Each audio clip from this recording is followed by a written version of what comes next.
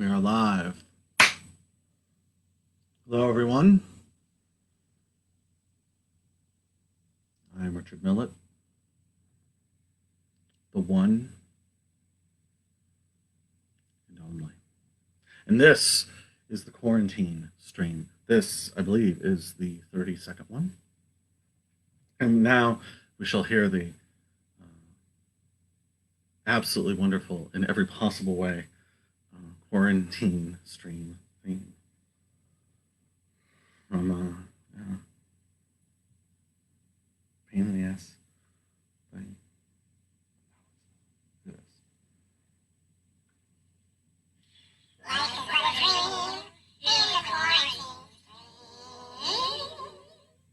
Beautiful.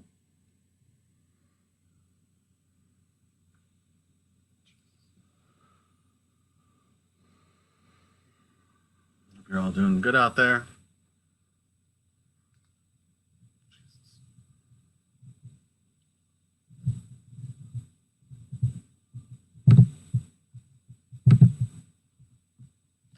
This is a poem by Charles Olson. It is called I Want to Know.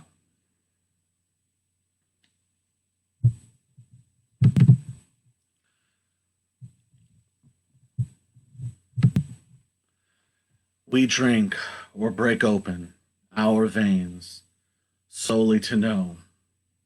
Hunger drives me onward to feel all of the skin. The thrill of the knowing has me out of my brain. I want to know.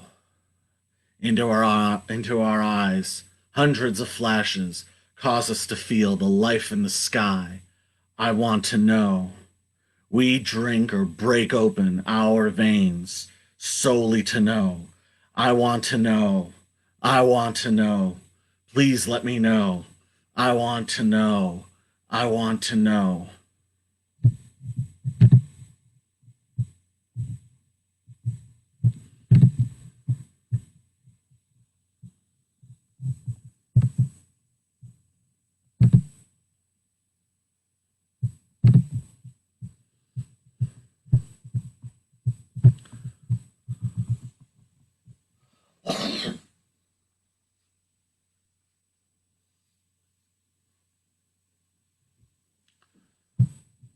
Flowers at the foot of the cave.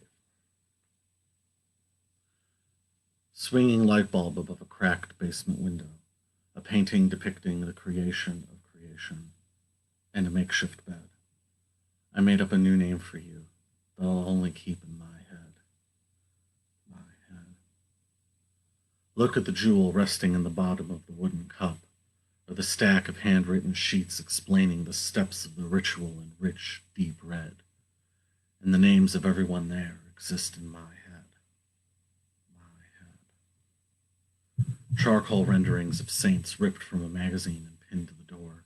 Dented bits of metal shaped to make a mosaic and pushed into the floor. Quarter-inch thick spray-painted silver ribbons looped like ringlets in the air, and the floating stray white veins from a feather landing on your hair. Here I sit, half childish, with freshly washed clothes strewn over the chair. A tray with orange peels, melon rinds, and empty glasses rests balanced on the table's edge, while I'm reading a map leading to a room more colorful than the womb, where I can overhear things other than gurgling and organs rushing. But still, this will always be in its infancy, because love is where Genesis greets infinity, and for proof you can look in my eyes, even though I won't confirm or deny how much of this is true. But I trust that will get worked out by you.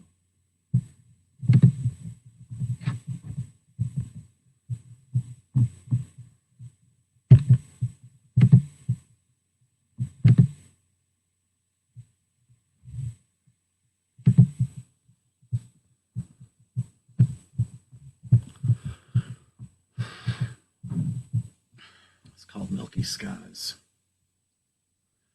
For 3 weeks I've seen the sky as one color stretched over a muted spectrum, and I've heard tiny handbells clang at irregular intervals.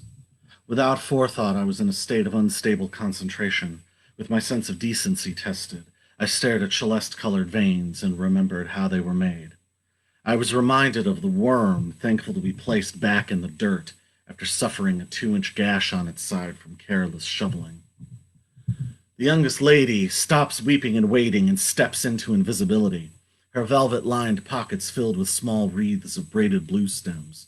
While embarrassed at how much she once admired her mother's brooches, she now fully blushes at her wish to own an ocean full of stone. Her friends repeatedly requested questions only furthers her hesitation, so she leaves a small note of explanation. Life is grossly inelegant in its demands that one must impatiently forget chores performed with red impressions left intact from knots affixed to ankles and wrists as if the sores never existed.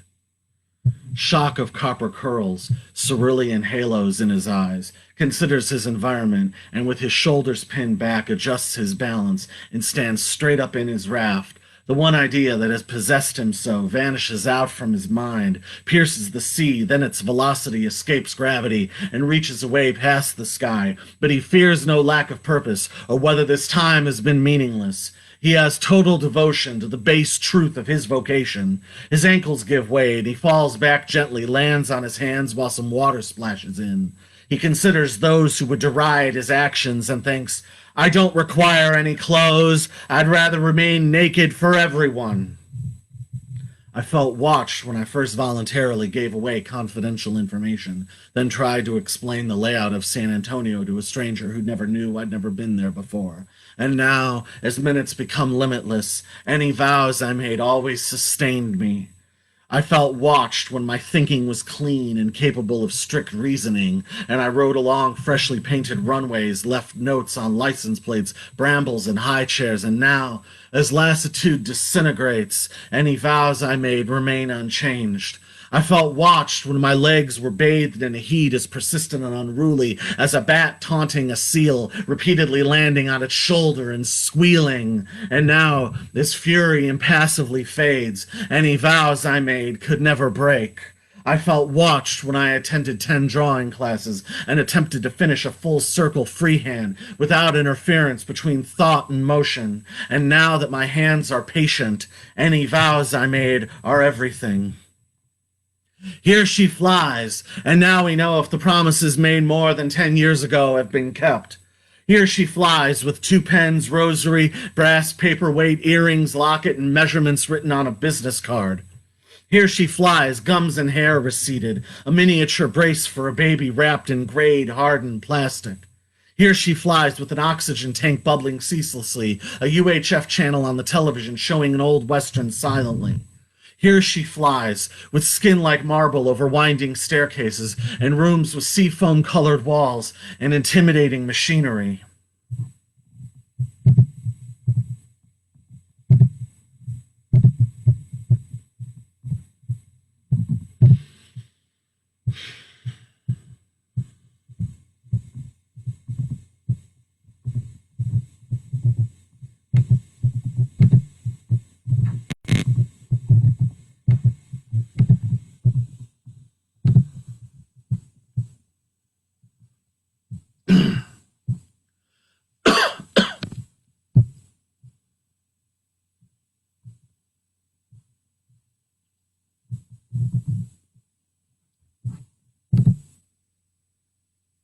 This is from 1993.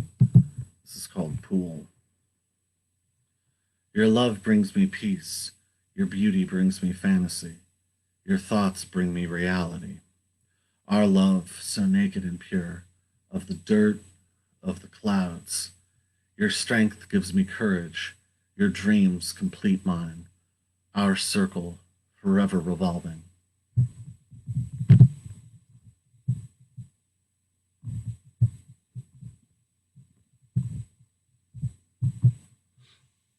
This is 1+1.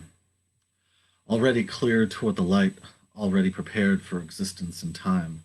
7 times belonging to a cosmic happening, 7 times occurring for what's already there.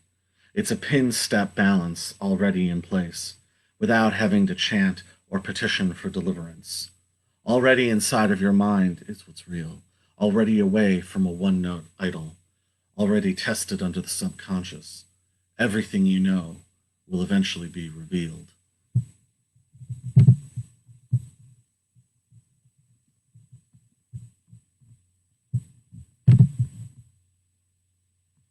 Doing okay out there?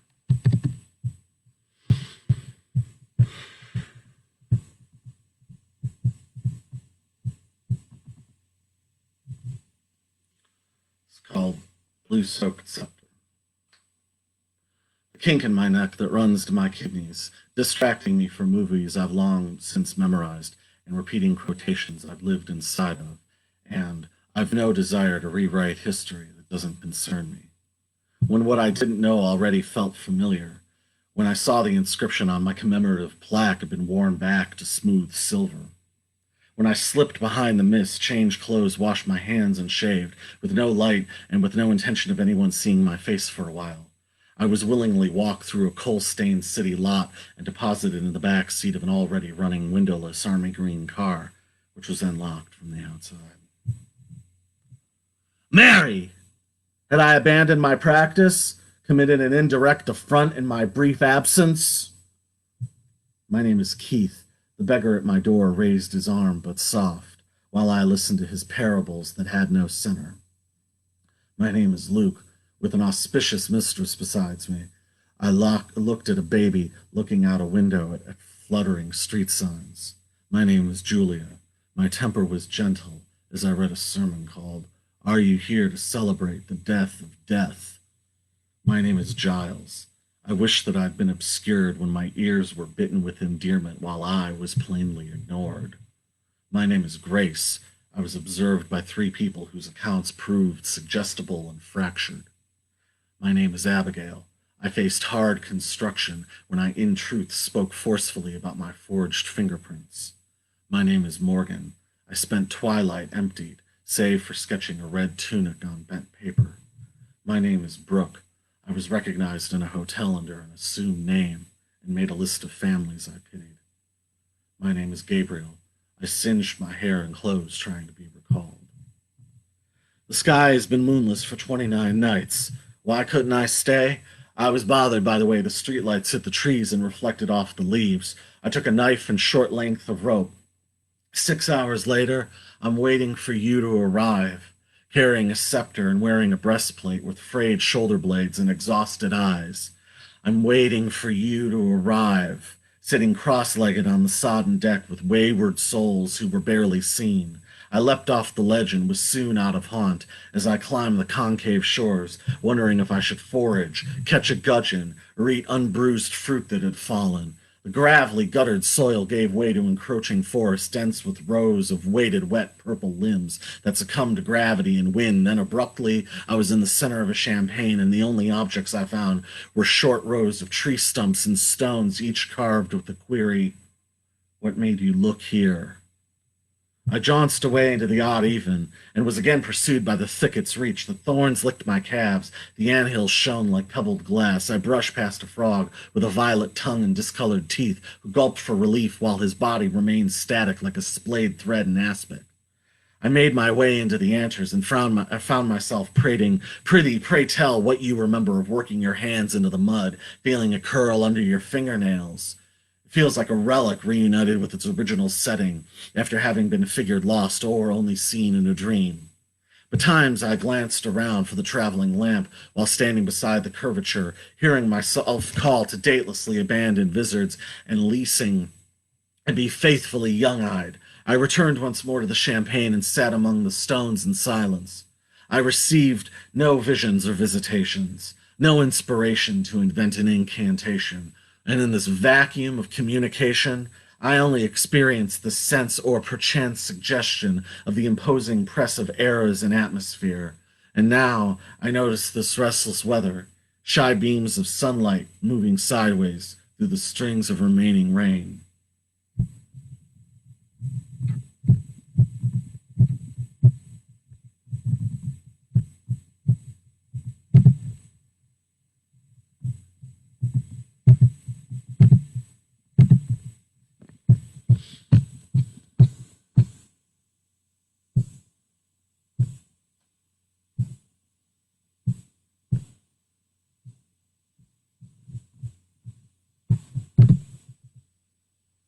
okay out there? Good.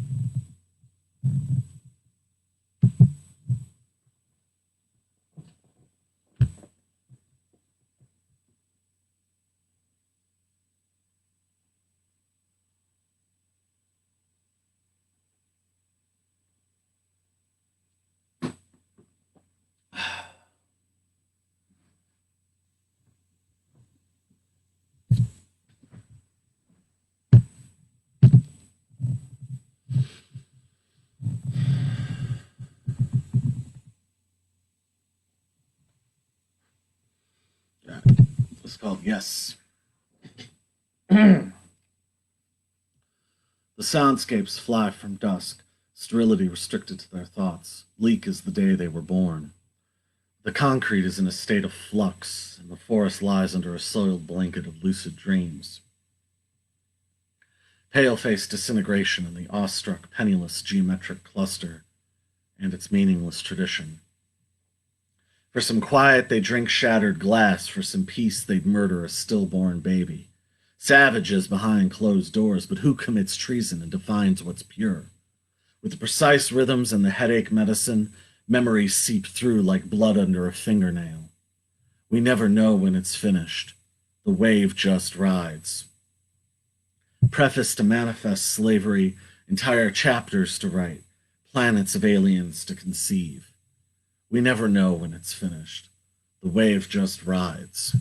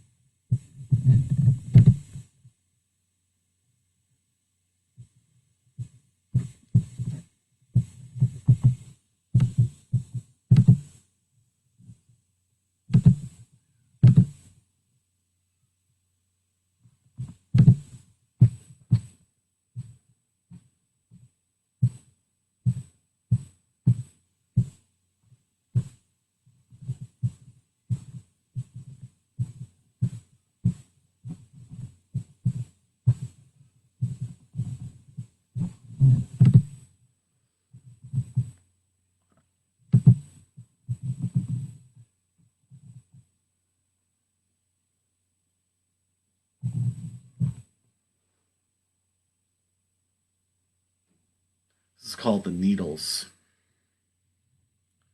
The dock 70 feet in back of me as the sun rotated into the cloudless mid-sky.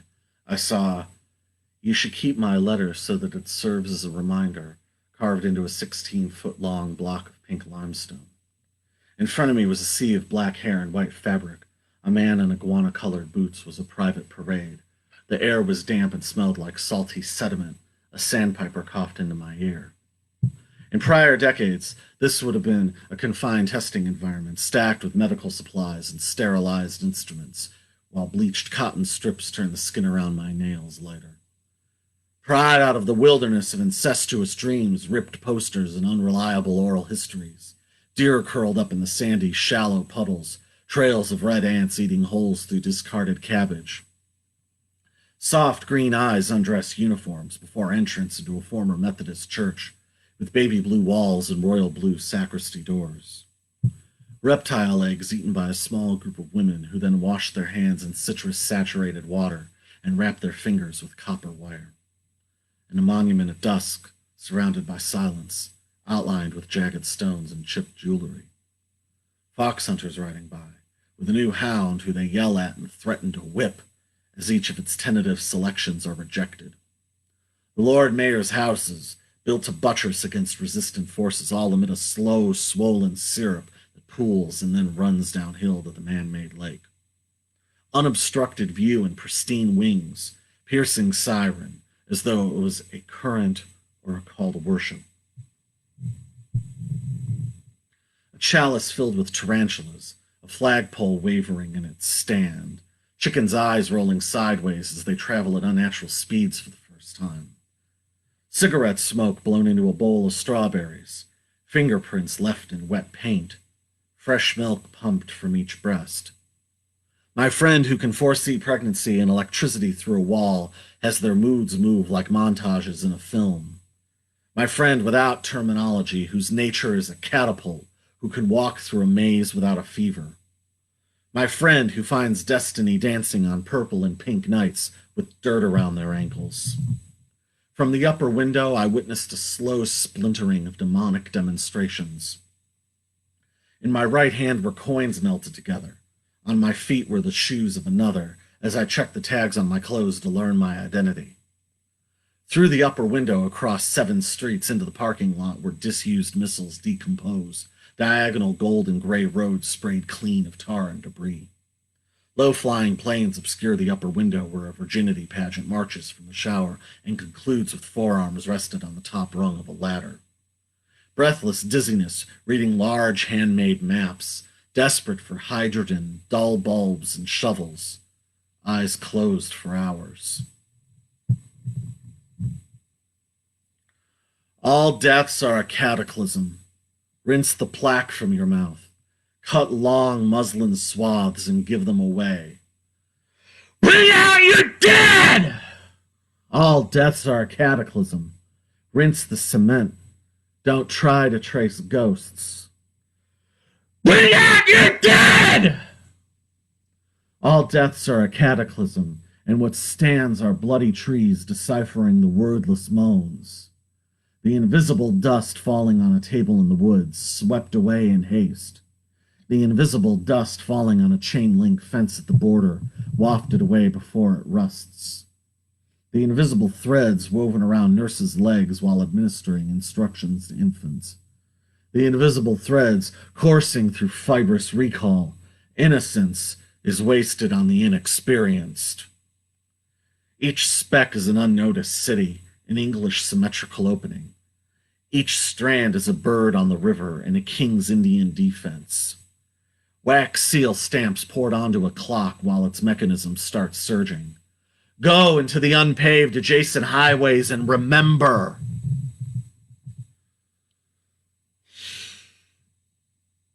Remember for the benefit of whom? The sermon restated to sleeping citizens weary from work. Remember for the benefit of whom? A lion in a tent gnashing the last of its dinner. Remember for the benefit of whom? A slouching, passive general, inept at telling a catalog from blueprints. Protective exoskeleton, exclusive phone booth opposite the swimming pool in a home in Beverly Hills constructed in the late 40s. Watery exoskeleton, fluttering dramas, the mounted trophies change colors when passing trains sound their whistles. Sensory exoskeleton in parks of dewy, gently curved hills designed by anxious architects to absorb all tastes and scents. No one reaction or army of thought, no weaning or well-meaning practice can smudge or even expunge the unadorned evidence in the immeasurable elements. And now a grasp toward a cataract of menstruation stored in a triptych of cases. Tender veils lift lightly in the breeze, briefly betraying the horse's forward focus.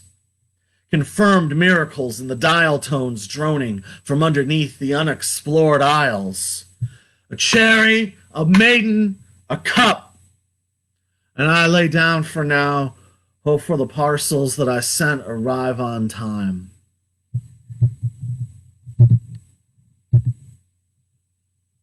Doing okay out there?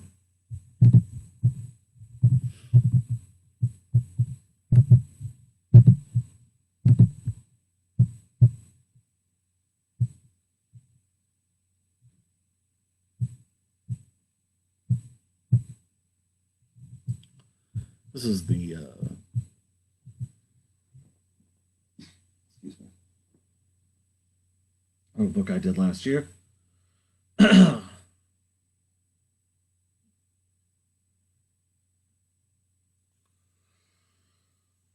It's called the Vatican Vaults. Shelves lined with caskets, ripe fruit piled in baskets. Sugar cubes and teacups rattle as saucers are dragged across tablecloths. Outside, a crowd sits murmuring. A harmonium coughs discordantly off the spokes of a bicycle wheel, and snakeskin is carefully wrapped around palms. 2 men each wear a veil, one off mauve, the other pink lady red. Gravel sits at the bottom of stained glass vials, and mink pelts are smoothed out over tiles. 3 elderly spinsters raise their voices in praise, their weathered hands shaking at the sky. Gold medals tied around their waists reflect the sun directly into children's eyes. 4 blind beggars fool the crowd into believing they're brothers who compete by tying knots in rope faster than any comers, the act only ending at dusk when they split their spoils. Stars roll around the moon, back and forth from end to end. Clouds race them away when each new day begins.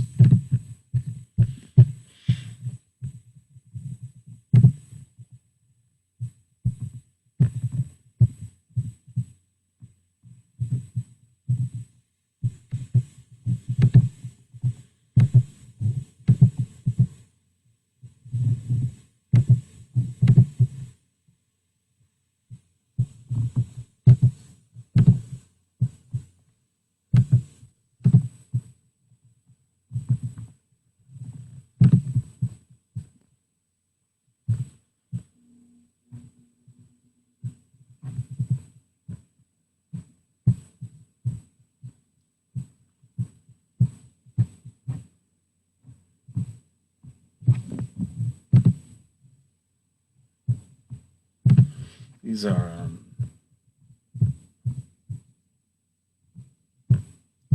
2 from Caesarean. This is called Dyslexia.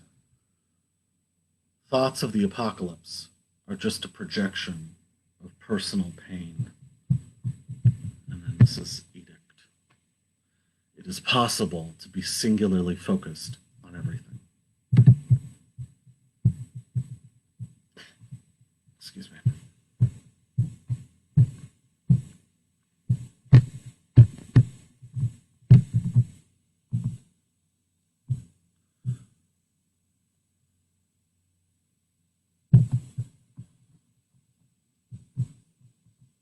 Called Microwave Blues. Why would you want to burn down your house and pretend it doesn't exist? The cliche about house and home, and neither one is your own. It's a waste of time to spend your life deconstructing why you're bored, and you can't find the beauty in the traffic signs, committing a felony when you find out your belongings have been repossessed. When I heard what was said, I didn't even want a personality. It's even worse than reading Victorian erotica. Scrambled eggs for breakfast and the nonsense front page, enough to make a man one step past cynical, or at least weird enough to make his day job seem sensible. Why do you want to burn down your house, even though I've been told that you kiss like a blood clot? There's got to be something at the end of the night to keep you waking up the next morning. The lighted sign of Texaco and the plastic Jesus in the hallway. There's a moral to every story, even if you spend half your time figuring out what it is, an echo of light nearly blind. Somewhere in the back of your hindsight is an inkling of communication that says that you want to be in control, and of course, there's nothing wrong with that except if you get in anyone's way. Because you, like me or anyone else, doesn't mind criticism as long as they're being hailed as a genius by some kind of socialite they usually refer to as a friend.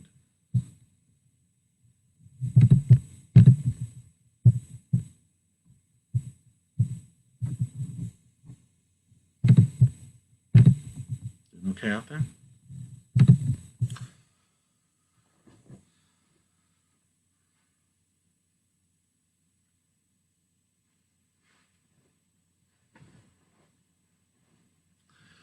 So.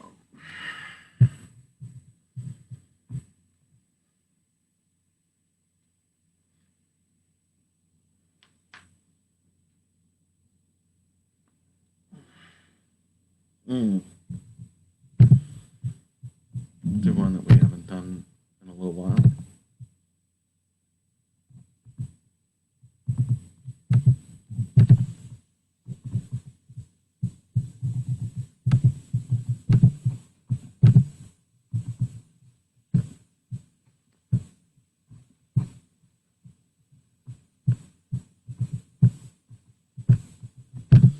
Actually, that'll just have to wait. This is, of course, Slow Boat to China. The razor skin fell on the seat. The roof had been gouged out by a key. The exits were guarded. A few numbers were written down, all typed out in a foreign language and all the product of inflation. The casino slot machines paid out with surf music in a 20-minute ring. The plumber knocked on the last room of the far wing and was tipped with uneaten meat.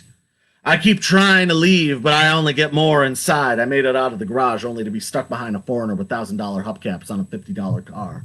A girl climbed up to the mic, and before she got numb, she asked them how they could stand the climate. She was from California, never was snowed on, didn't get stopped by trains. 25 miles to 10 miles to 5 miles, then down to 3, then down to 2, ranging from dour to catatonic to irate. Can't tell a building from a train. Everyone drives through, except for me, though. I stopped the frame. I took the wrong exit, driving into the marching band display, and wrote my senator complaining to his face, and he wrote back saying, "Yes, son, it's about time we did things your way." Everyone's an altar boy looking for a lampshade to make straight. Some Sunday spending money, a free robe, a thimble out of the river because they got to make their case. Trees grow faster in the city, according to the study. The nutrients depleted my body. No electricity is going to open that door. Ice is slow and not enough to keep my attention. My attention. Everyone acting like an altar boy, dragging their disagreements out into the fucking street, stopped, slow and coy, using their vestments for sheets. A few quick turns and pleas for a reward, but the holding cell is empty and I don't choose to open it today. I paid to replace the battery and canceled all my appointments. The dentist charged me a late fee that my neighbor watched his lawn instead of his TV. And here's the moral of the story. I put my dinner in a glass, filled it with water, drank half, and left the rest. I threw in some safety pins to see how fast they'd rust, and after 6 months, there was still no results.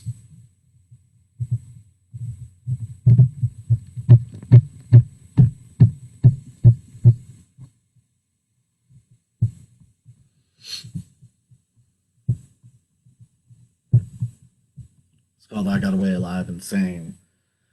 I've been living like the whole FBI died in a Kool-Aid mistake. I've been keeping a time bomb in my shoes so I know that my watch is correct. I got a tiger by the tail waiting for it to end tomorrow. I've been up all night burning my bridges, making jokes about ex-friends' fetishes. I won't tell you to hold on or say you don't deserve what you get, and you certainly won't ever see me take the first step. I got a tiger by the tail waiting for it to end tomorrow. I got a floorboard in the garage. I've been overstimulated. I've been sore. I got away alive and sane. I didn't get strangled or stained. I got away alive insane. This is written about somebody many years ago that gave up. I haven't. And one of the reasons, by the way, that I do this work, is for people who remember and for people who care. And if you're both, beautiful. If you're one, perfect. We're fine. God bless you. I hope you enjoy. From me to you, it's the fucking gift, right? We're cool, right? Right. You get it. This is Philadelphia.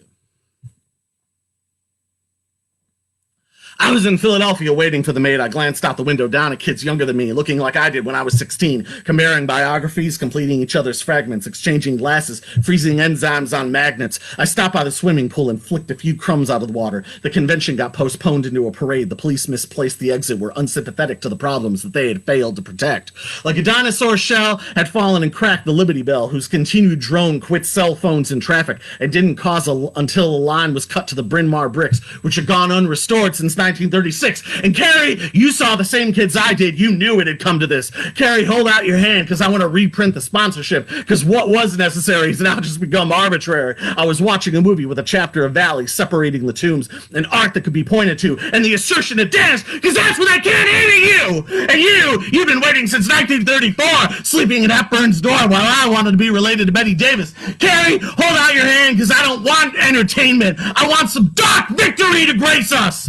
Those kids were rendered wet and recruited with the Tourette's of decades-old prints that took every context and ground it down till there was no place left to articulate yourself through anything other than facts. Carrie, hold out your hand because the distractions aren't safe. Hold out your hand because your stage used to be my private place.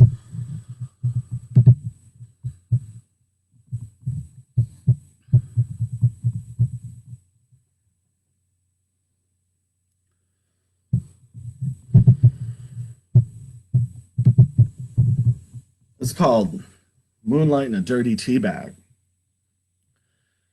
I spend my time in theaters, and when I get home at night, the plasma in my let's fucking start over.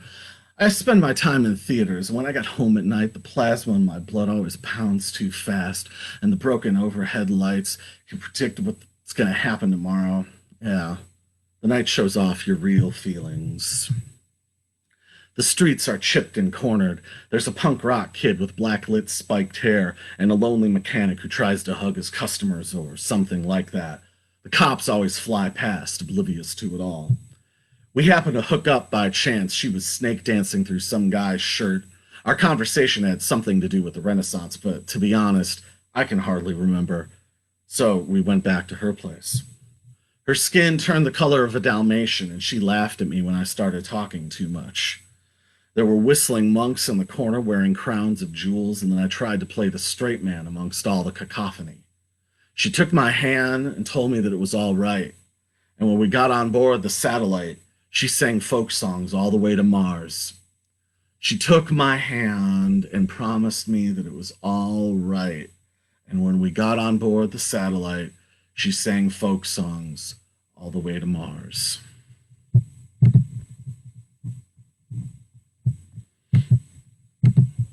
Haven't done this one in a while.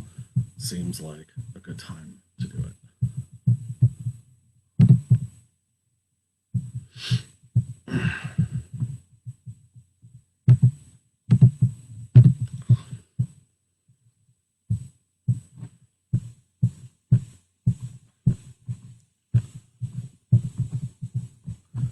This is Cheltenham Girl.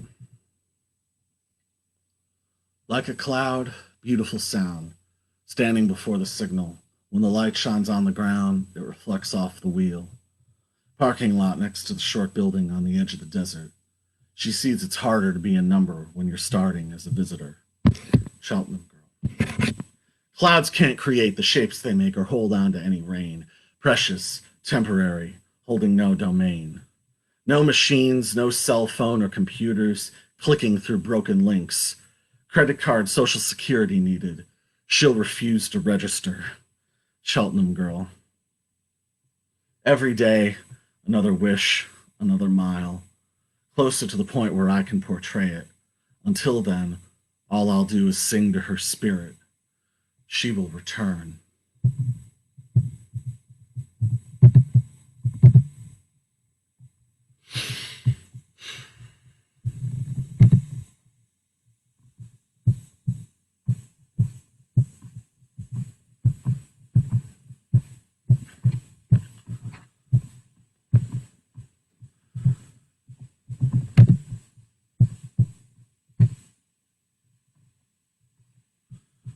This is,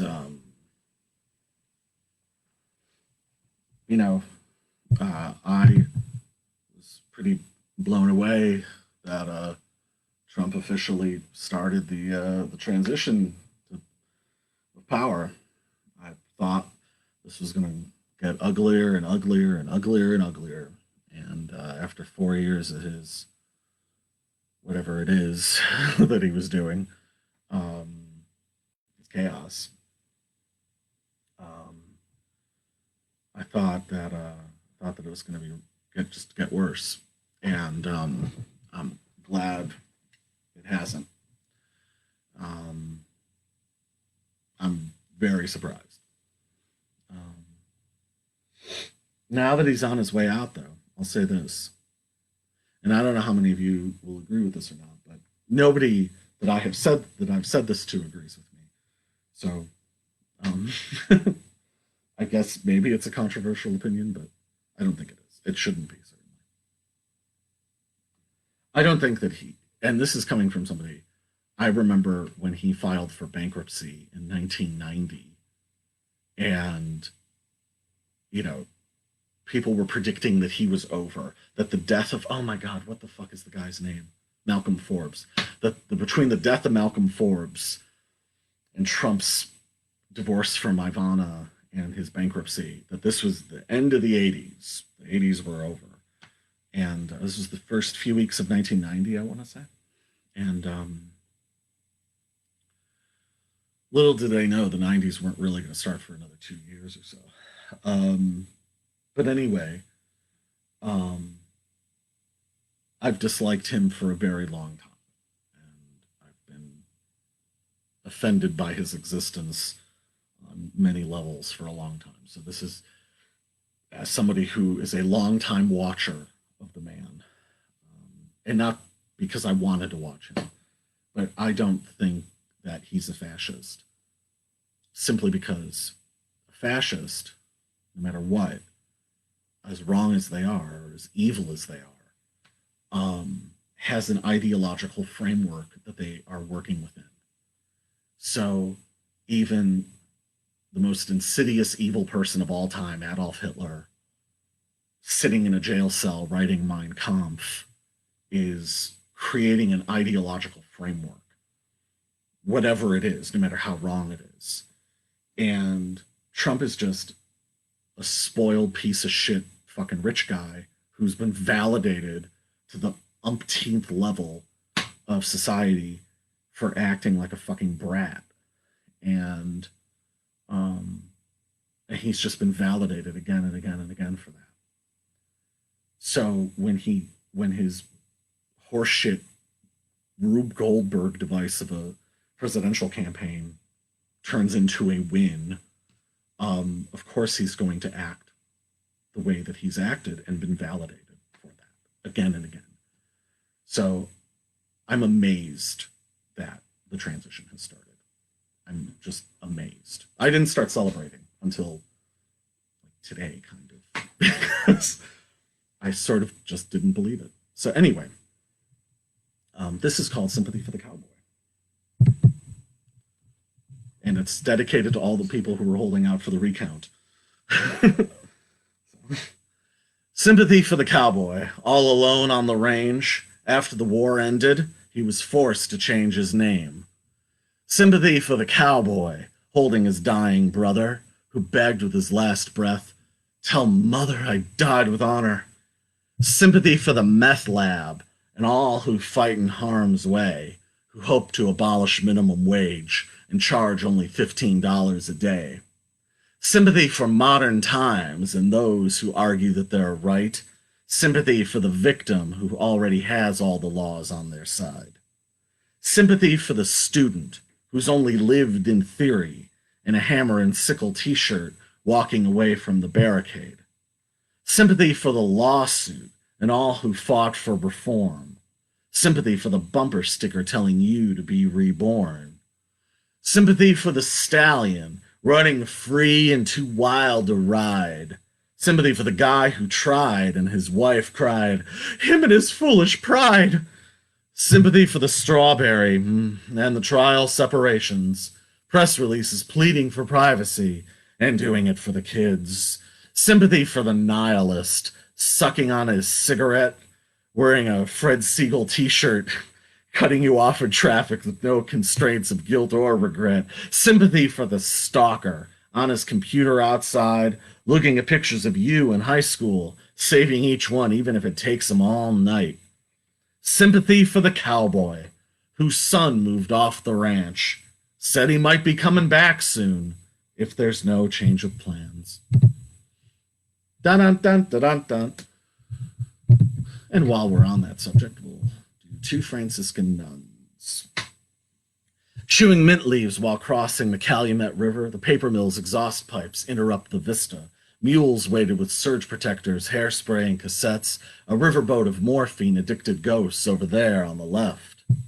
Two Franciscan nuns wanted to build a hospital, but settled for organizing games of chance. In their hotel rooms, they squeeze out extra acidic orange juice and excommunicate people with unpleasant names from the phone book. Two Franciscan nuns helped decorate an admiral in the pensioner's home after he'd misplaced his uniform. They blessed his pills, kissed his parakeet, and as he slept, gathered sets of his false teeth to sell at the swap meet. A brain with blood and oxygen is better than a fish who talks. Yes. What some people see as skin discoloration is in fact the natural pigmentation when viewed from the inside. Some newspapermen have always known this. And indeed, they have nothing to hide. So true. How are we doing out there? Doing good. good. Connection's good. Beautiful.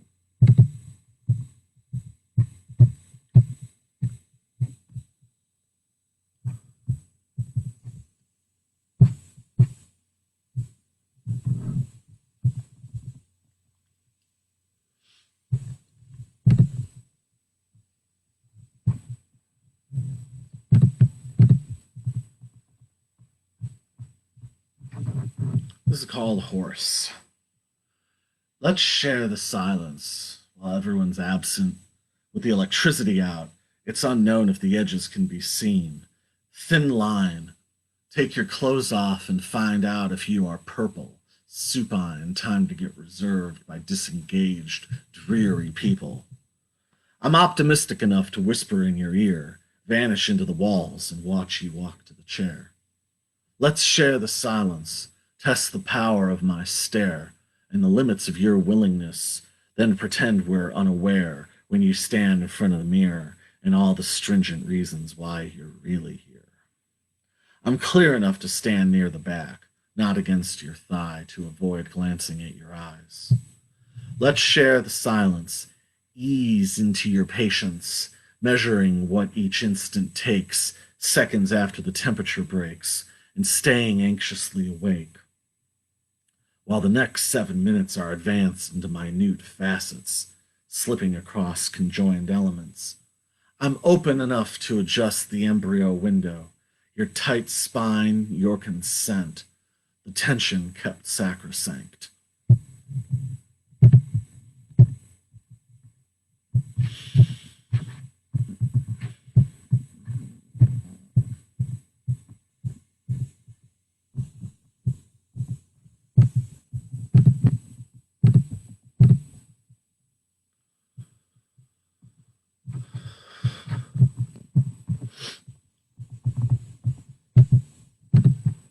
How are we doing out there? Doing okay. Good. Do one probably haven't done in 25 or so years. See how this one goes. You never know.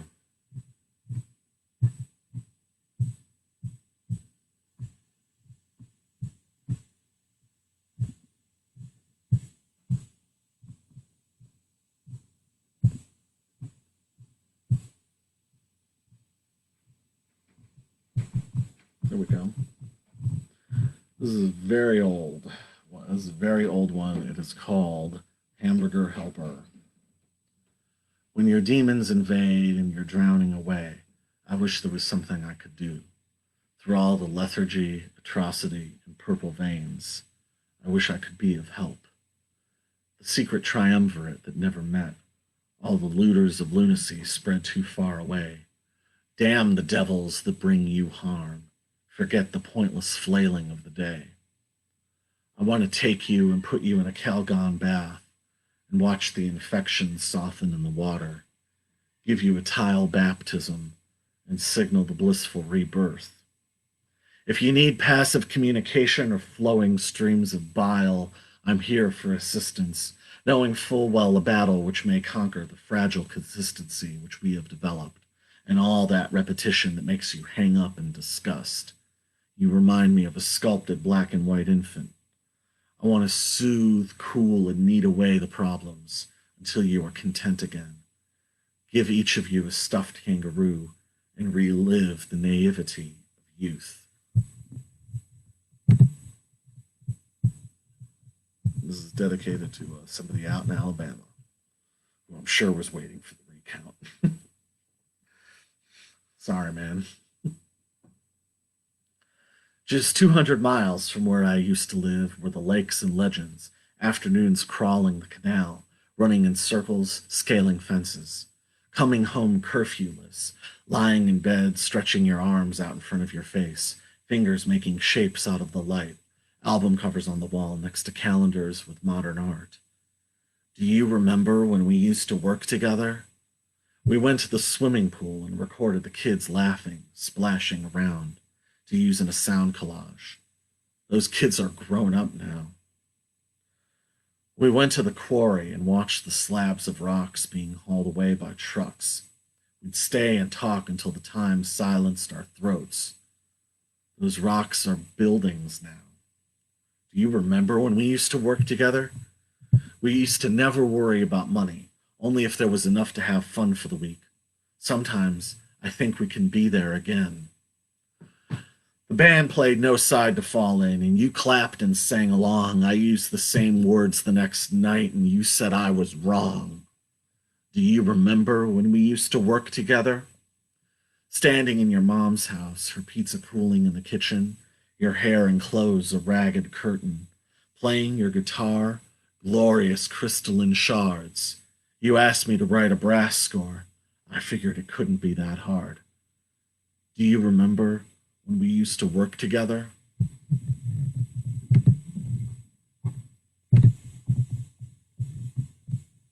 All right. This is called Newly Forming Land. I have seen the newly forming land, the beginning of the plan, the greatness of the expanse, the brand new day, where nothing will be forced away. I have seen the angle of the road. I have seen the angle of the road. The expectation unfolds. The day, the newborn day. The day, the newborn day will be coming, and the space will sweep us away.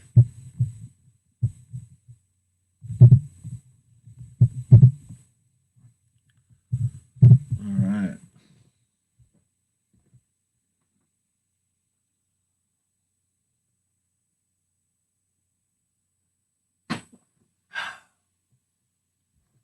Having a sip of water.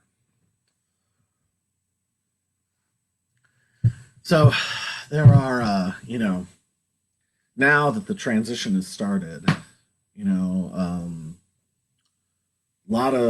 lot of questions that are going to have to be answered. A lot of contradictions are going to have to attempted to be bridged.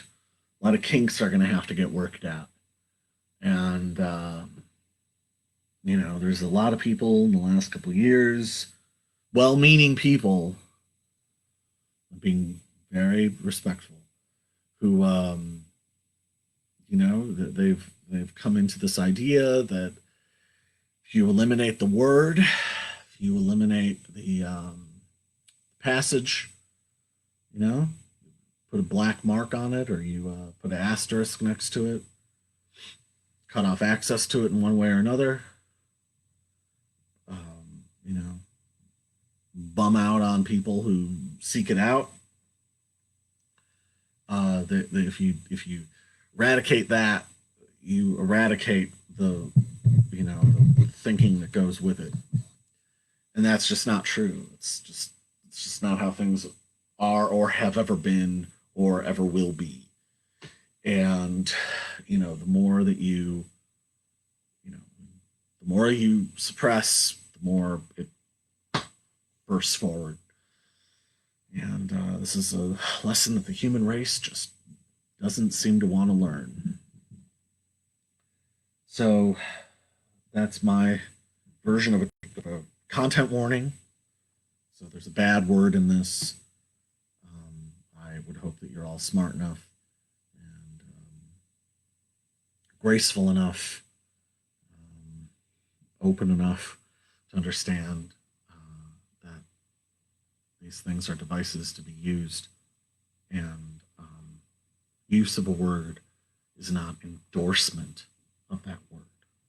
I would hope that you're all smart enough to get that.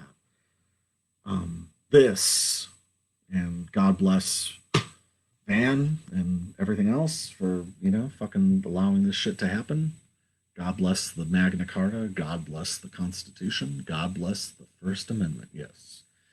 And I don't give a fuck about the idiots who try to pretend that the First Amendment is ours being the counterculture, the left, it's ours. It's our crusade. It's our fight.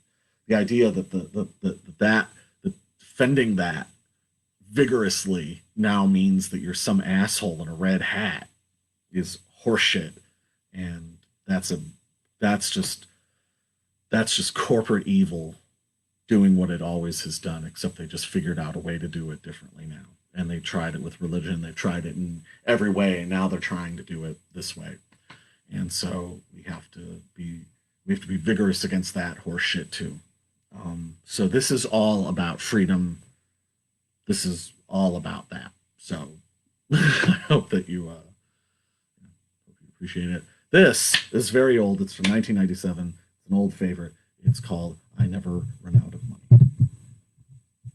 And again, this is a sequel to Mindjacker. So it's the same character for anyone who remembers that one. He got in the car just to drive away. It was 80s night on the radio, and he felt his eyelids quiver from the thoughts left behind in them. He always wanted to go out with one of the older kids, and he sped past her house to remind himself that the whole thing hadn't been fiction. He had to chew on tablets of ephedrine just to stay awake as he careened down a one-lane town. The clock read 2:14 a.m.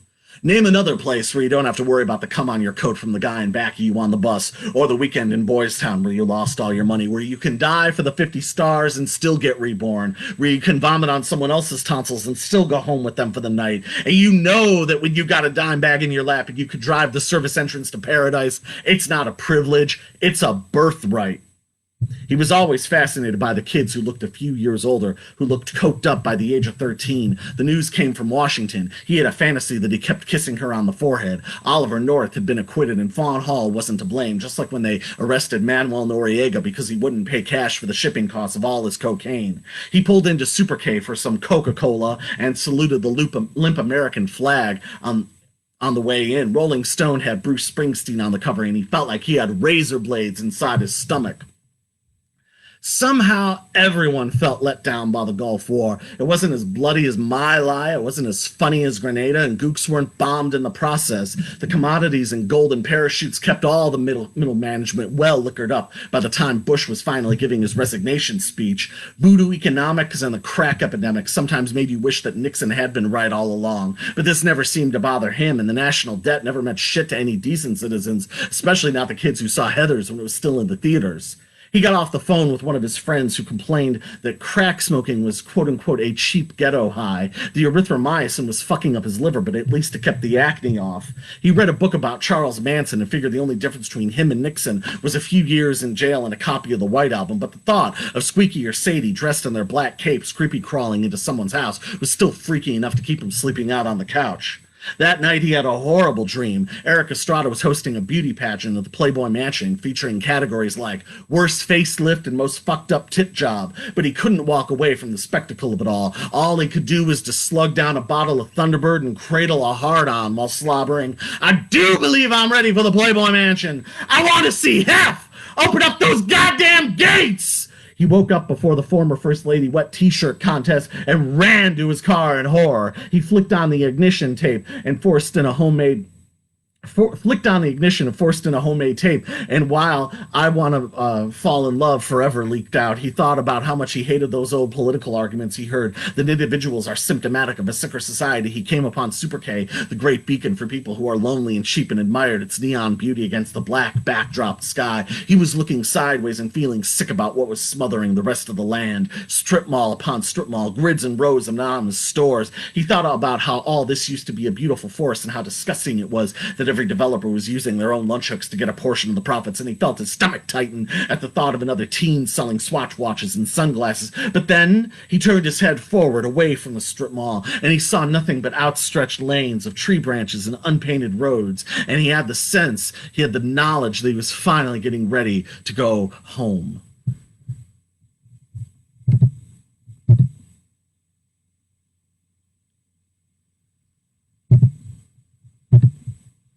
How you guys doing out there?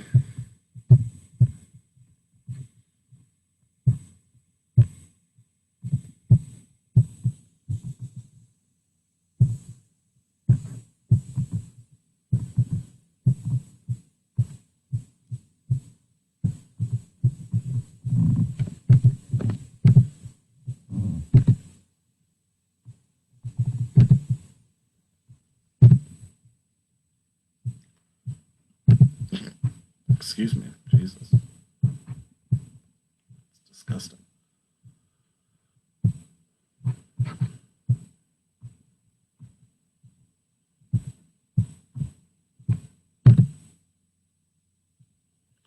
This is called I'm Dancing with the Skeleton Key.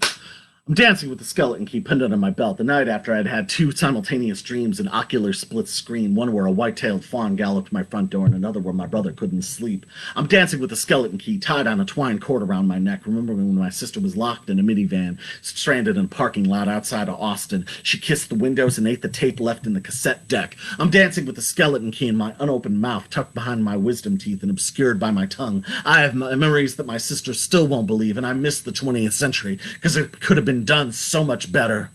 I'm dancing with the skeleton key scotch taped to my arm. When I was in school, the vice principal gave himself a heart condition trying to figure out who had stolen from the convenience store and then boasted about it on the blackboard. I'm dancing with the skeleton key in the grotto of a dilapidated Catholic church where the priest once confessed to me that after each funeral he performed, the only way he could raise his spirits was by making uneasy music with the organist. I'm dancing with the skeleton key concealed in an alley while bells chime at midnight near the railroad and kids with no curfew dodge between dashing headlights on their way to play hide and seek in the park. I'm dancing with the skeleton key laid out on the floor of a garage while my brother draws out diagrams on poster boards connecting lines from consequences of thoughts to isolated islands of thinking divided by unintended regressions of actions. I'm dancing with the skeleton key while I am safe at home, looking at sealed bags of clothes that I stopped wearing years ago when I was running for a mayor on an unconfirmed platform of leaking information about the governor. I'm dancing with the skeleton key in an adjacent office because the evidence my brother uncovered just got delivered to the lawyer and he predicts it will make the judge jump and remove any condemnation from his mouth. I'm dancing with the skeleton key in a strip mall that used to be a swimming pool, and before that a man-made hill that covered demilitarized waste trucked over from a Floridian base, and it will still take 100,000 years before any of it reaches its half-life. I'm dancing with the skeleton key clasped tightly in my hand as I watch my sister in the mirror speak sentences using only one word and plant orchids next to power lines in the backyard. Then she dots the driveway with empty jars to accurately measure the rainfall. I'm dancing with the skeleton key in my pocket, moving loosely with me. My brother used to cry bitterly to our parents every time he got a ticket, refuting each offense, denying that he did any of it. I'm dancing with the skeleton key sliding uncomfortably in my shoe, but the nuisance helps give me the presence of mind to always hold up what I was taught, that when the rent is due, it's better to be full and well slept than to just hand over a blank check. I'm dancing with the skeleton key, pressed into a book watching Leaves in the Wind, and a novelist at the press conference performing fake sign language, hoping it will get him the attention he wants for trying to revive the printed word.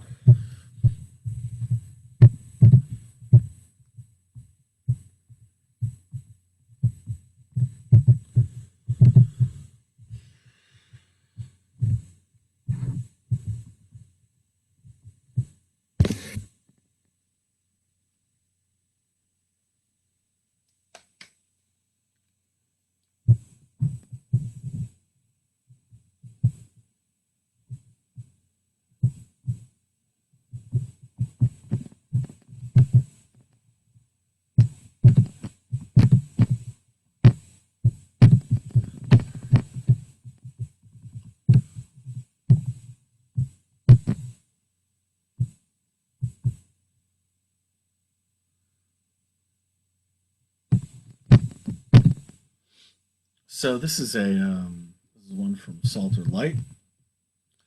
As I've been saying recently, this is a question that at some point everybody has to ask themselves or get asked, and everyone has to answer this one.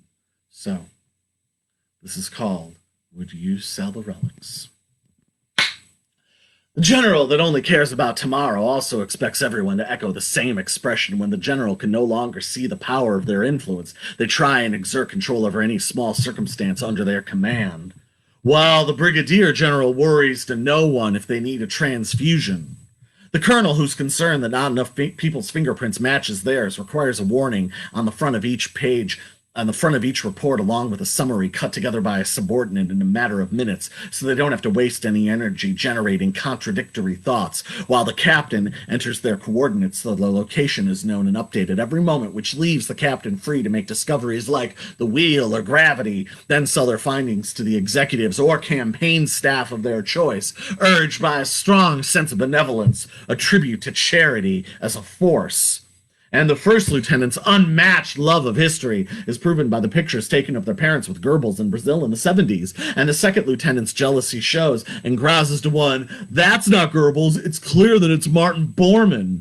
The sergeant major that reset the standards of esprit de corps doesn't know the panic they'll feel a few short years later when they are urged out of the way, or they'll become stiff with resentment and resolute in their calls for punishment and institute measures to monitor how the company behaves, while the staff sergeant writes on a photo of themselves, "The future belongs to you," and daydreams about collecting the remaining virginities from the sorority house down the road, and they already have the names, ages, and weights in a frequently updated database. Then the staff sergeant complains about commercials before content. The chief warrant officer who breaks ranks to research the order the alphabet was created in gets rueful about seeing themselves age and attending charity events, funerals, and hospital visits, seeing their face in the mirror more washed out than before, wondering as they write their commencement address, who will even be paying attention in the audience, drinking from puddles, seeing what the sky says, not being able to read handwriting.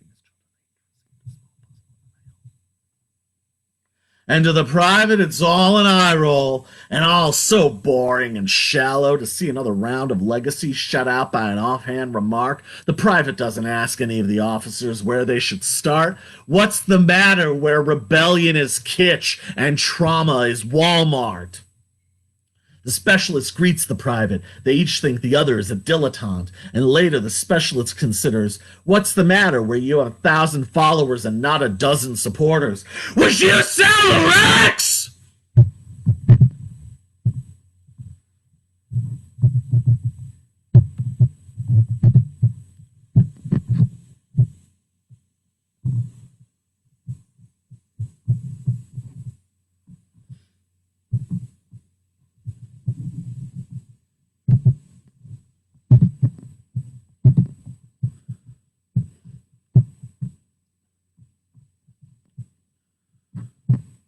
Called Swim into the Center.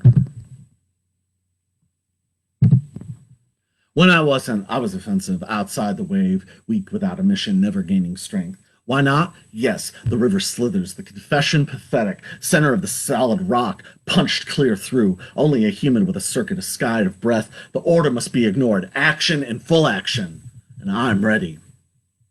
Are you going to swim to the center or waste your time in space? Do you know your energy lasts forever, or are you convinced you should be stuck in one place? So what are you going to do? Protect your ego and hide in some group? We're free, and so are you, and you better understand that, because if you don't, we're all through.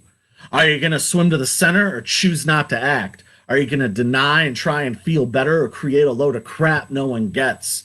What are you going to do? Lie behind shames, slogans, flags, and fake facts? We are here, and so are you, and you better understand that, because if you don't, we're all through. What I see is invisible. We see together. What I feel is immeasurable. We feel together. What we make is untouchable. It's for the future. What we are is infinite. It's in the universe. Remember, wind is everywhere. Remember to smile at the air. Remember, you build each star. Remember to smile in the dark.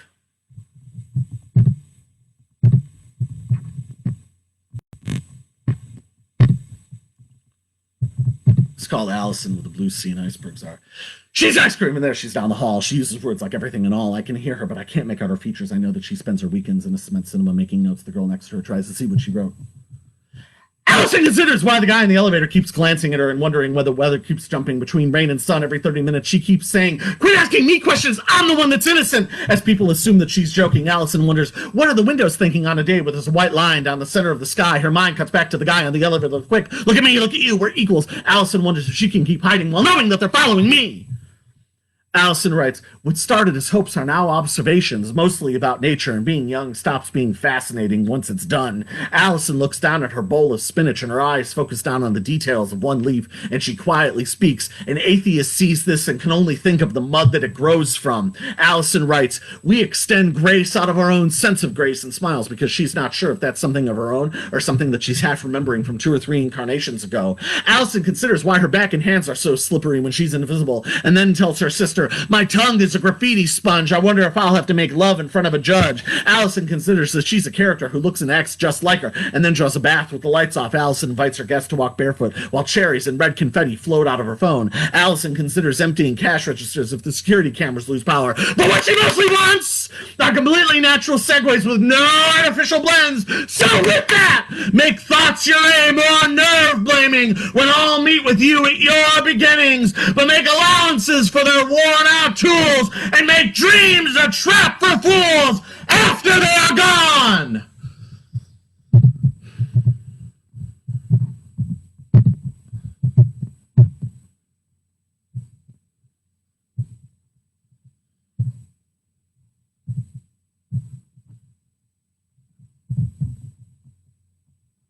It's called They Never Felt Sorrow.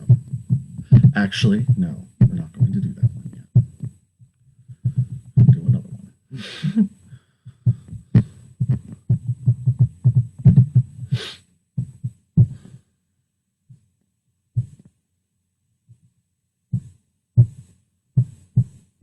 This is called Everyone. Too late in the evening, 7:45. That man around the corner lost his ring in a fight. Here comes St. Thomas walking through the door. Found himself an auction, bought everything on the floor. I don't wake up too early. I don't cut my face. I don't call any strangers. I don't look for their graves. Everyone gets half of what they want and half of what they don't. Half of what they couldn't and half of what they won't. Pork chops in the kitchen, above the sink there's a light. No milk on the table for the blink of an eye. Up the road is a driveway where they come out paid. Yeah, they come out smiling, dead cats in their way. Everyone gets half of what they want and half of what they don't. Half of what they couldn't and half of what they won't.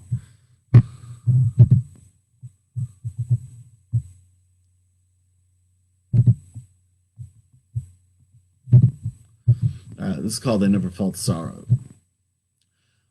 Mind recover, recourse, cavern, colic, garlic, wrapped in rape, duck blood, punching, wino porter, spinning, span spew, lacerating, stomach bleeding, howling dirge, summer camp, bitch boy, never ending, never mind, I'm just your soul, ass preaching, psycho dancers, wildly flashing, life dance, owl slop, teasing, jeering, genocide, clown of fools, crucifixion, demigod, good morning, phallic moon, looking, lurking, thought stealing, marquee peace lame, understanding, underhanding, fetal genes, spleen spill, lip smart, claustrophobic exaltation, spreading love, semi-happy, sleep feather, feather finger, grinding sand, carpetbagger through the heart, silver bullet for all to see, street scene, blue jean, bow tie, syrup cracker, kicking speed, flare monkey, overwhelming, coffee lush, dead unharmed, roast teeth, parking lane, culture store, house shock, sleepy diction, slicking rabbi, madly turned, tired heart, syncopation, simulation, belt sanding, reaping now, obese iron stroll, lost forever, pointing blank, flashing flasher, abstractly red writ, tax void, corrosion slicing, tire brain cell, paranoid lumpen self.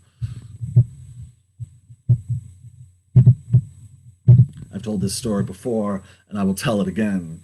I wrote that at Columbia College in the student lounge, and had a writing class. And we had a substitute teacher that day, and he was an older hippie guy. He was like 50 something, so he's probably really, really old now. He appeared as a 17-year-old. He appeared very old to me. You know, the gray beard, you know, and the hair in the ponytail, the tie-dye Ben and Jerry shirt, the cargo shorts, the kind of smug, you know, thing. I mean, the Grateful Dead were still touring at that point. It's like fucking another world. Anyway, but he was apparently Jewish, and the line about the slicking rabbi, he was convinced was anti-Semitic in some way, and he looked at the piece of paper up, down, sideways. He hunted the anti-Semitism. He was going to find it. He was going to find it, and he never found it because it wasn't there. You aren't going to find what isn't there.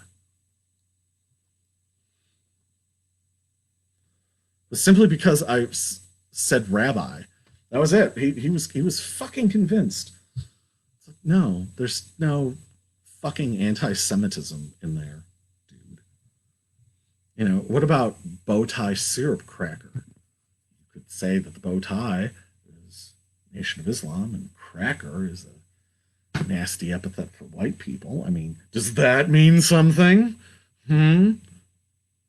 Or does it create, is it evocative of something? You don't. One has to think about these things, perhaps.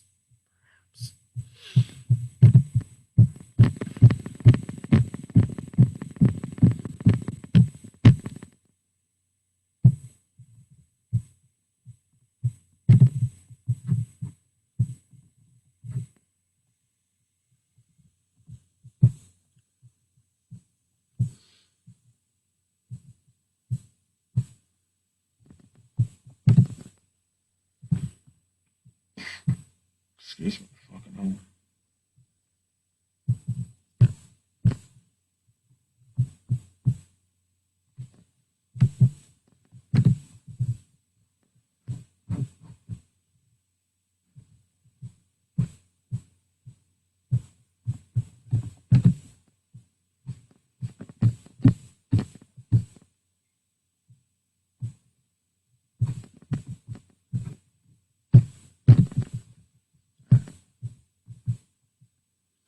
This is one I haven't done in a few weeks.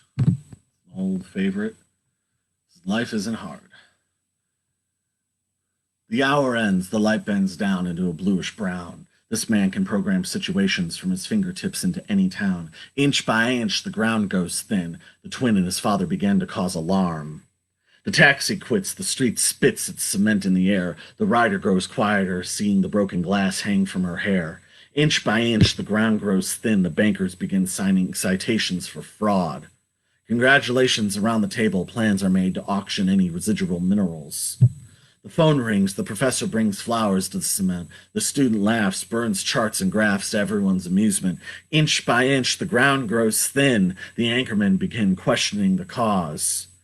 I got Earth in a fingertip. The speed of rotation. Did you see the loss of gravity in the city? People's umbrellas and sunglasses floating around. Water was flowing down through State Street. People were swimming over the ground. Did you see the cops throw off their badges and dismantle their guns? They got on top of their squad cars, on their knees, worshiping the sun. I got Earth in a fingertip. Fire and holes surround the parched, silent fields of brown, and soon they will be flaming out and leave in a puff of smoke. Merry cries under autumn skies sink the isolated dream and its distanced blurring view. Noah wrote about a vanished boat that tried to dock off the Irish coast, sail between the mists, and was never seen again. Replacement folks in their town, the clocks are all tightly wound. The people can't decide if it's illusion or if it's true, but I know there is less of me and almost nothing left of you. The frenzy took over. The reverie increased elucidation. The foundation was accumulated. And this is white cello.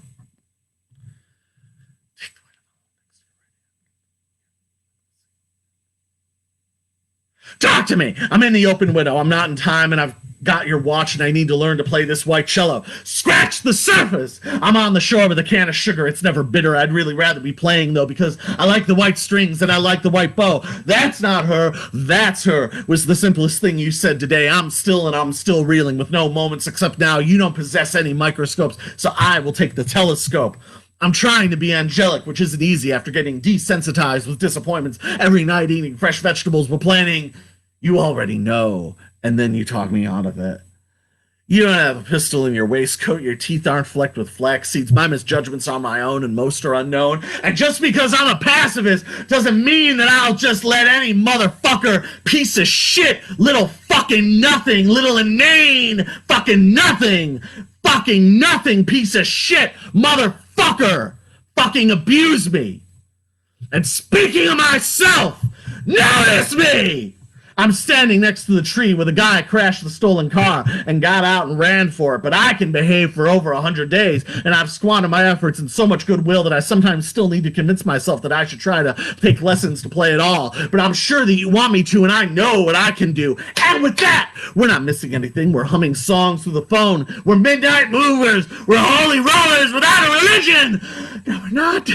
Don't be the guy on the bike in the right lane racing for his life against rush hour traffic in the morning. I know you are, and you know that I care, and I feel like I'm Clark Kent dressed in primary colors, and I just haven't taken off my glasses yet. She said to me, as long as it's not evil. And I said to her, I cannot possibly be evil. Certainly not right now. It's the rising sun. It's a hard-boiled egg. It's basil. It's a blue charm. I just want to play the white cello. I just want to sit in a circle and think about it some more. So we're going to wrap this up, or are we going to test people's patience? No! It's warm communication. I'm thinking out loud. So that's what I'm talking about. So now we're going to change some channels. Quarters, dimes, and nickels, and all Sundays must be wearing a blue suit. You go to the Sunset Cutoff and Claudius London. It'll be like a reverse safari where they put lions and cheetahs and tigers in a truck and drive them around and show people shopping or walking down the street and bumming guys. It'll be the apex of manifestation. It won't be in the Bible, but it'll be something like the Bible, or it'll be a suburban safari where some guy named Greg gives you a little pith helmet, a plastic binoculars, and you walk around his kitchen table and wait for the cat to use the litter box. But why does it gotta be white?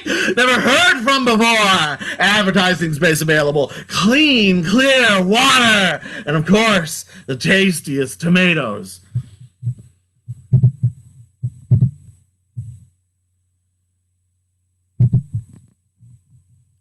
This is a poem of freedom. I greet the puppies with a smile and attempt to comb my hair for a while. I idle my time on a red velour sofa. It's not mauve, it's not puce, it doesn't look anything like you. It's ugly, it's red, it's got plastic cushions. I spill my apple juice on that sofa. Or is it a love seat? Or is it a futon? It might be a bidet for all I can see. But whatever the hell it is, I don't want to sleep on it or eat your chocolate cake anywhere near it. I don't even want to go in your house because your dog humps my leg and your boyfriend picks my teeth and your dad chews my eyelash and there's not 1 inch of floor space clean enough to lick. You turn my water brown. You see now, Granddad dresses like a clown. He's got a big red nose. It's not nearly as revolting as that sofa. So, by the way, I'm not coming over tonight, so quit following me down the hall and hitting on me in the toilet stall, because any house with that much Elvis on velvet won't find me on their front porch swing or their Norman Rockwell painting. But maybe I will drop by with some flowers and a satin hat, some flowers for the maid and cocktails for the cat that never got me in the sack, and a muzzle for that goddamn dog, and I'll put it on your nose hair and put it on your pancakes and yell, "Supper is served!" so the butler can take a night off and throw some darts at Granddad. And for dessert, I'll serve pigs in a blanket garnished with spaghetti Suzette with some lager flu, no lock in your mouth. People care. Just arch that fucking sofa to the ground because it ain't no deco, no matter how hard you try to swing it, and the vital signing may go up in flames, but it really ain't little pink houses after all. Now listen to it.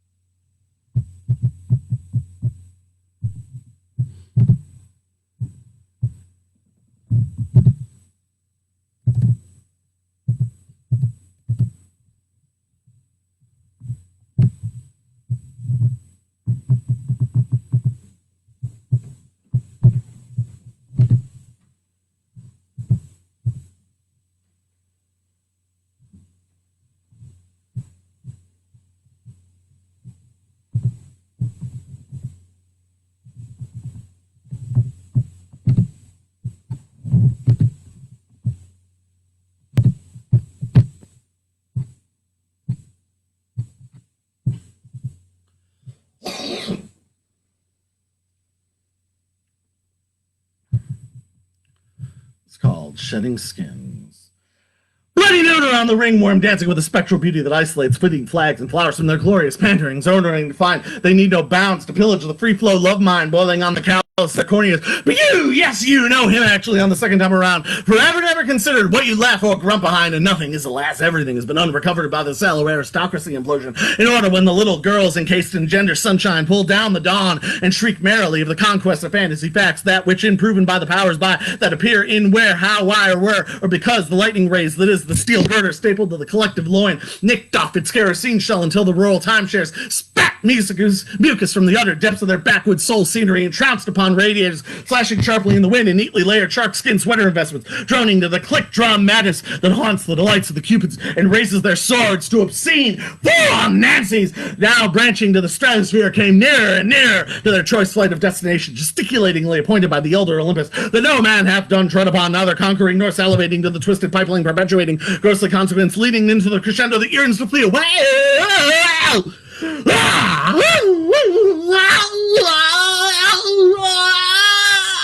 perhaps of the gutter, perhaps of the perforation, perhaps of the hostage cage. In a room about 36 inches by the only manifesting suggests, the only can't repress manifesting suggests that light and honor be the first depths of your forth came united to loyalty, neither comprehend, instead shaping the wing taught so frequently is well known to regard its own high priest as the heightened, unique, daft eccentricity. Oh man! She who curses doth not will the plenitude into sleeping, but only scraping stones from its fingerprints, tangled lewdly in connection and gratification with a floundering spider's web.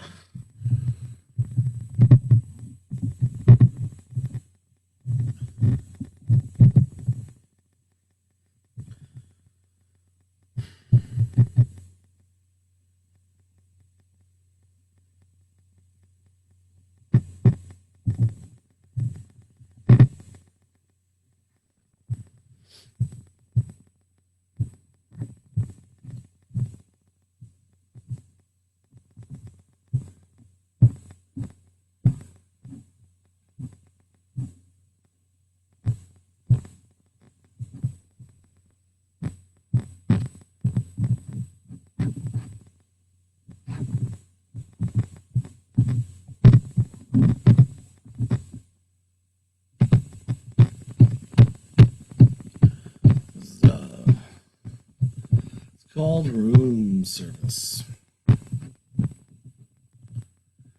They arrive every year this time. They put swimsuits on, they tell jokes and get the punchlines wrong. We set up the continental breakfast and watch the elevators come down. Before the wake-up calls, we're cleaning the halls. The tables are heavy. We vacuum the lobby the rest of the morning. We're washing silverware and folding towels. I have to work a double tonight. I'm tired, but I don't mind. At least I'll get some overtime. But by 9, it seems like this shift will go on forever, because it feels like I'm living in a non-stop dream. The lights are always on. I can't sleep or run away because I'll get in trouble. Get in trouble! I can't believe they stiffed me on the tip. I carried their luggage to the street. This is real, so bite my lip and don't ever look back. I get so frustrated when they ask me to repeat things because of my accent and then say, it's cute the way you speak, and I have to listen to some woman complain about the thread count of the sheets. I don't want to work tonight, but I really don't have a choice. I have to make what I can now because I won't be young forever, because it feels like I'm living in a non-stop dream. The lights are always on. I can't sleep or run away because I'll get in trouble. I can't believe they forgot to fill the pool with chlorine second time this week. Not my job, but they still complain to me. So this is real, so I bite my lip and smile politely as I can. Yes, I understand, ma'am. My heart really gets racing when their kids throw things. I can't wait to go home tonight, but it'll be okay, because it's either this or the Spoon Factory, and I can't wait to go home tonight. And with that in mind, this is the final piece of the night. Hope you enjoy it. This is Citizenship. Well, it's easy for your mom to spend Friday night trying to lecture the TV while half asleep continuously saying, let it all breathe, when she's not the one out there braving the wind trying to walk across that wing with just a 4-foot stick of balsa wood to help her keep her balance. The czar's personal physician put the head of surgery in bed and called his staff around and explained this could be the end, but he's not really certain because he's just been too depressed at the prospect. At least that's what you thought, he said, but you were quite distracted by the kissing couple out on the observation deck, and you got yelled at for sleeping during a meeting by the head of marketing, but you didn't feel any guilt as you explained that you had been sin-free since the night before, and the head of marketing agreed with you, and he closed the door and started rubbing your shoulders and talking to you about opportunities for advancement. And the private still cannot figure out how to break ranks or how to help your mom fill out a new loan application or get that new sticker for her license plates. And the two of you prepare for their weekend leave by getting hair extensions and hitchhiking back to the hospital. You've been reading diaries, you've been reading autobiographies, you've been writing long treatises out on graph paper, you've been condescending to your enemies, you've been giving away easy answers that argue that there are no easy answers, you've been running forensics on untabulated statistics, you've been staring at a man buzzsawing down a tree thinking anyone but me, you've been miming in a marching band not playing a single note all season, you've been looking at the apple in your hand hoping to know how you'll find another, and you, yes, how could you? How could you? You've stolen mail from your mother. You've been looking at a fence thinking enough of this. You've been back to the hospital staying after hours in the maternity ward laying newly minted silver rectangles on newborns' chests. You've been counseling dry drunks. You're near to sovereignty and whoever picks apples for free. You've been painting large unfinished arcs on your foyer walls while dressed up in expensive new clothes. You're nearer to sovereignty and whoever spreads apple seeds for free. You've been barefoot while feeding skunks. You've been seeing your reflection in cardboard. Let it all breathe is the reminder that you whisper to yourself when you're out walking across the wing, watching flotsam from Beechcraft Model 18s rotate overhead, amazed how machinery so heavy can defy gravity. Let it all breathe is the reminder that you whisper to yourself when you're out walking across the wing, watching jettison pollution floating in the Indian Ocean, in utter disbelief how the laws of nature can be defied so carelessly. You're a wing walker. You're a wing walker! Closer to sovereignty, closer to picking apples for free, closer to crashing the fence, closer to opening books. You're a wing walker! You're a wing walker! Trying to make a future full of stars, wishing you weren't feeling so far. You're a wing walker, closer to sovereignty, closer to spreading apples for free, closer to swimming naked, closer to learning languages. You're a wing walker, trying to make a future full of stars and wishing you weren't feeling so far, but they found me! Realistically resembling myself and fully alive in a different year. Questions were drawn to determine how I appeared there. I explained that I went to sleep because I couldn't function being constantly awake. Theta waves turning back on themselves, spindle waves with no chance to crest, and the slow waves never close to arriving. A wing walker craves immunity to maintain sovereignty, feeds on concentration to maintain sovereignty, brushes memories to maintain sovereignty. Theta waves are just the start. Spindle waves stand you straight up, and slow waves safely deposit you back on the shore. A wing walker needs clear vision and to be free of poison. You have to know where to turn on the lights before you go to sleep. So don't forget, go to sleep. Go to sleep. Go home and go to sleep. Go to sleep. Go to sleep. Go home and go to sleep. Go to sleep. Go to sleep. Go home and go to sleep. Go to sleep. Go to sleep. Go home and go to sleep. Go to sleep. Go to sleep. Go home and go to sleep. Go to sleep. Go to sleep. Go to sleep. Go to sleep. Go to sleep. Go home and go to sleep. Go to sleep. Go to sleep. Go home and go to sleep. Go to sleep. Go to sleep. Go home and go to sleep. Go to sleep. Go to sleep. Go home and go to sleep. Go to sleep. Go to sleep. Go home and go to sleep. All right. So with that, another exciting edition of the Quarantine Stream. Hope you enjoyed it. By the grace of God, we will be back next week.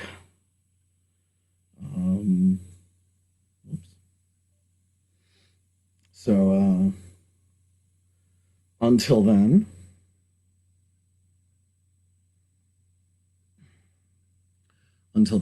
stay safe, stay smart. Most importantly, stay free, because you already are. All right? Beautiful.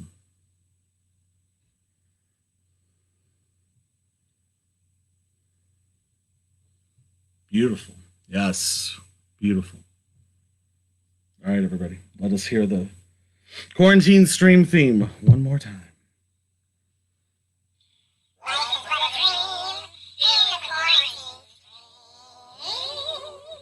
Beautiful. All right, everyone. Like I said, by the grace of God, we will be back next week. Until then, goodbye. Hope you've enjoyed it. Goodbye.